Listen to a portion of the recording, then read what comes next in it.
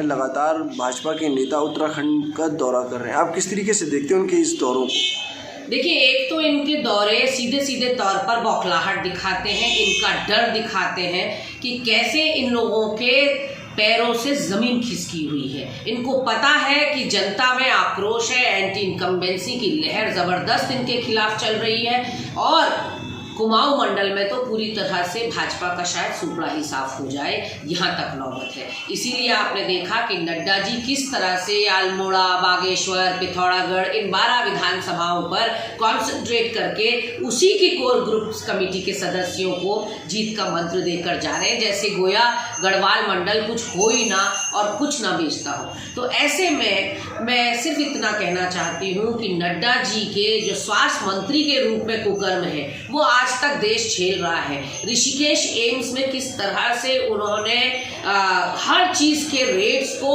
1-2 गुना नहीं 15 गुना बढ़ा दिया था, जहां की प्रतिदिन की ओपीडी 5000 की है, पूरे गढ़वाल रीजन को कवर करता है ऋषिकेश एम्स। तो नड्डा जी पहले उस तरफ देखें और सेना के पराक्रम और शौर्य पर भी अब आप लोगों को राजनीति सूझी है। धर्म के बाद अब सेना का नंबर है, तो इससे शर्म की बात और क्या हो सकती है कि अपना तो कोई विकास किया नहीं, सैन्य धाम के नाम पर अब आप जगह जगह जा रहे हैं और वोटों की उगाही कर रहे हैं। तो सैनिकों के पास भी इतना विवेक है कि उनके समझ में आ रहा है कि उनके ऊपर केवल राजनीति की जा रही है। जब उन्होंने OROP मांगा तो आपने उनको ठेंगा दिखाने का काम किया। वेतन नहीं मिल पा रहा है दून में, लेकिन जो बिल्डिंग निर्माण कर रही विवादित एजेंसी है उसको फिर से करोड़ों का बजट स्वीकृत कर दिया। ये तो हमारे घोषणावीर, बयानवीर, खनन प्रेमी मुख्यमंत्री जी को देखना चाहिए कि आप लगातार घोषणाओं पे घोषणाएं कर रहे हैं, योजनाएं घोषित कर रहे हैं, लेकिन हमारे प्रदेश की जो आर्थिक स्थिति है, वित्तीय स्थिति है, वो तो बहुत ही डामाडोल है।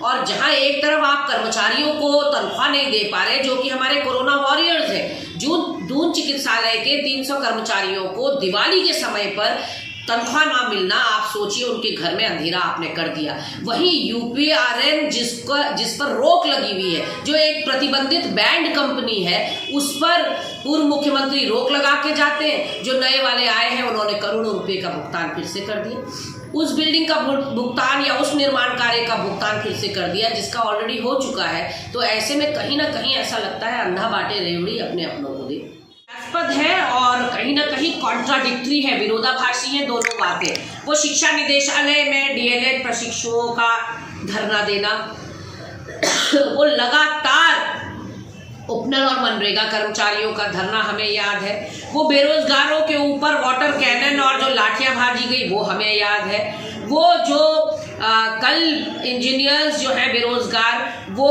CM आवास कूच करेंगे। इससे पहले डेंटिस्ट और फार्मासिस्ट कितने दिनों तक धरने पर बैठ चुके हैं। तो जो भाजपा के झूठे आंकड़े हैं वो उन्हीं को आईना दिखाने का काम कर रहे हैं। अगर इंजीनियर्स और डॉक्टर्स को CM आवास कूच करना पड़ रहा है रोजगार के लिए, तो फिर वो कौन लोग हैं जिसके रोजगार के आंकड़े ये झूठी और बेईमान सरकार प्रेस वार्ता करके मीडिया के सामने रख रही है। हाथी के दांत खाने के और है और दिखाने के और है।